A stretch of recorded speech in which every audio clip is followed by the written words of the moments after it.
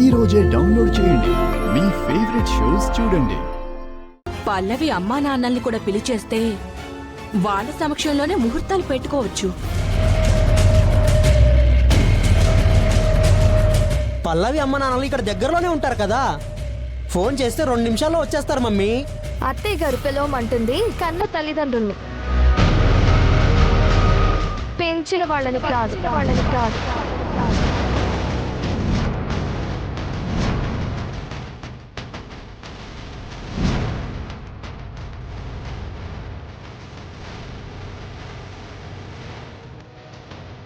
ఏం మాట్లాడుతున్నావే? వాళ్లేక పల్లవిని కన్నవాళ్ళు? కాదత్తయ్య గారు, కేవలం వాళ్ళు పెంచిన వాళ్ళు మాత్రమే.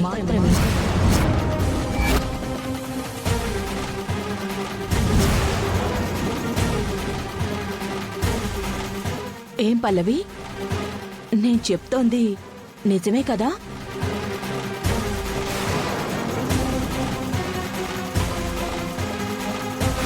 చెప్పక్క, వాళ్ళు నీ కన్నవాళ్ళు కాదు అని చెప్పు.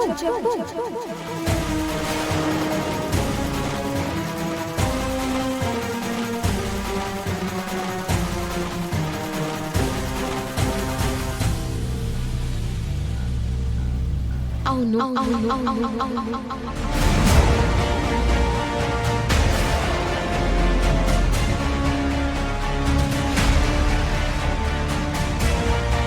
అయితే మరి నిన్ను కన్న అమ్మా నాన్నలు ఎవరు?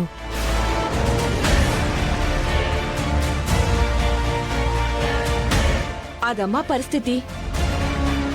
వాళ్ళని తీసుకొచ్చేస్తే పెళ్లి ముహూర్తాలు కూడా పెట్టించేద్దాం. పిలు, వాళ్ళకి ఫోన్ చేయి.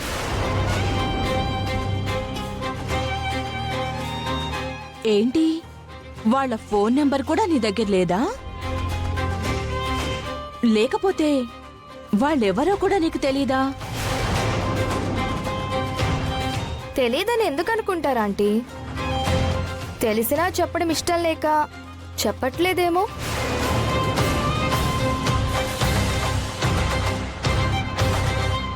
చెప్పడం ఇష్టం లేదు అంటే వాళ్ళు కరెక్ట్ పర్సన్స్ కాదనా? లేక అసలు దీని పుట్టుకే కరెక్ట్ కాదనా?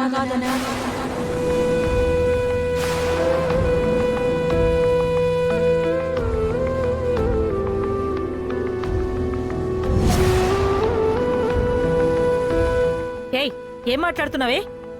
దాని కన్నవాళ్ళని పిలిపిస్తే ఈ పెళ్లి జరిపించేస్తానంటుంటే వాళ్ళెవరో చెప్పకుండా రాయిలా నిలబడింది. ఎందుకు మాట్లాడడం లేదని దాన్ని నిలదీయాల్సింది పోయి నా మీద అరుస్తారేంటత్తయ్యా? పల్లవి, నీ కన్న తల్లిదండ్రులు ఎవరో చెప్పమ్మా.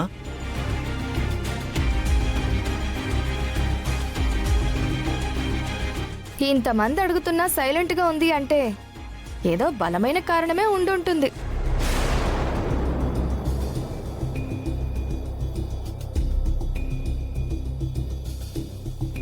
ఏమంటున్నారు మీరు? నేను తన కన్న కూతున్నని మా అమ్మతో నేను చెప్పకూడదా? చెప్పకూడదు. ఎందుకు స్వామి? ఆ నిజం తెలిసిన మరుక్షణం అక్కడే కడతేరుతుంది. మీరు తల్లి కూతురులుగా దగ్గర అవ్వాలి అనుకుంటే మీ అమ్మకి మరణం సంభవిస్తుంది. ఏయ్, అసలు నీ కన్నవాళ్ళెవరో నీకు తెలుసా తెలీదా? నా కొడుకు మీద ఒట్టేసి చెప్పు.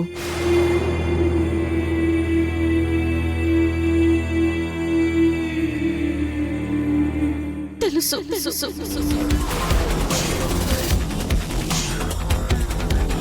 తెలిస్తే వాళ్ళెవరో చెప్పు.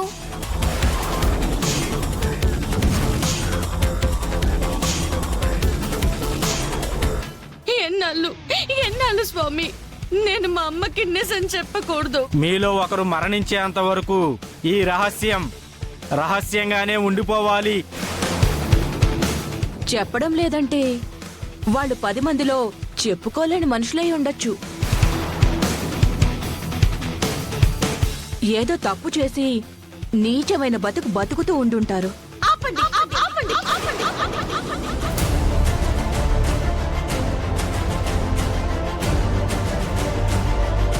నన్ను కన్న వాళ్ళు దేవుళ్ళ వాళ్ళు 10 మంది చేతులెత్తి దండం పెట్టించుకునే స్థాయిలో ఉన్నవాళ్ళు. ఒకరు వేలెత్తి చూపించుకునే పరిస్థితుల్లో వాళ్ళు లేరు. సరే, వాళ్ళు అంత గొప్ప వాళ్ళైతే అంత గొప్ప వాళ్ళతో బియ్యమందడం నాకు కూడా గొప్పే కదా. చూపించు.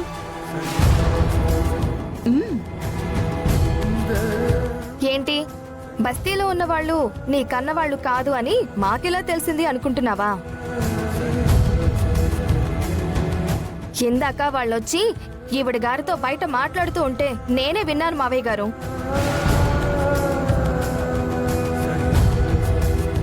ఇంటికి కాబోయే కోడలు పుట్టుక ఎలాంటిదో తెలియకుండా పెళ్ళెలా చేయాలి? దీని తల్లిదండ్రులు ఎవరో తెలియకుండా ఎలా పెళ్లి చేయగలం?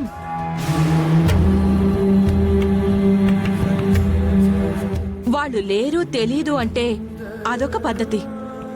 లేకపోతే వాళ్ళు చచ్చారు అంటే అది ఇంకో పద్ధతి. కానీ ఉన్నారు, చాలా గొప్పవాళ్ళు, చేతులెత్తి దండం పెట్టించుకునే పరిస్థితిలో ఉన్నారు అని చెప్తోంది కదా.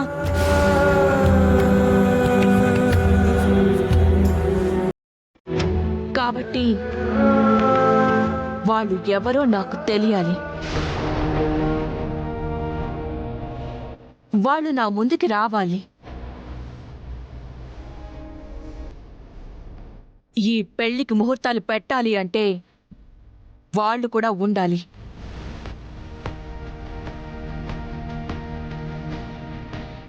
లేదంటే ఈ పెళ్లి ఎప్పటికీ జరగదు.